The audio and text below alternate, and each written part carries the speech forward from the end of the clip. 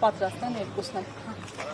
Պարոն Աթանեսյան, գործի մասին տեղեկացել ենք, հիմա ակնկալիքները դատարանից տեղեկացանք, որ դատավոր Արամ Գրիգորյանը հասցրել է գործի նյութերին ծանոթանալ։ Պետք է լինի գործ, որ ծանոթանամ, ես գործին ես շատ վաղուց եմ ծանոթ, 19 թվականից է այս գործը, և 7 տարի, չգիտես ինչու ոչ մի հանցակազմ չէին տեսնում, հիմա տեսան մի օրում, պարզապես ծիծաղելի է, եթե այն ինչ-որ նկարագրված է մեղադրանքի որոշման մեջ ճիշտ է, ապա Արմենին պետք է դրա համար մեդալ տային, այլ ոչ թե քրեական պատասխանատվության ենթարկեին, որտեղ այդ բուի խնդիրը լուծը շատ կարևոր։ Ոչ մի կոպեկ չի ստացել, ոչ մի բան չի արել, եթե ինչ-որ գործարքներ են եղել, գումարները ամբողջությամբ փոխանցվել են պետական բյուջե։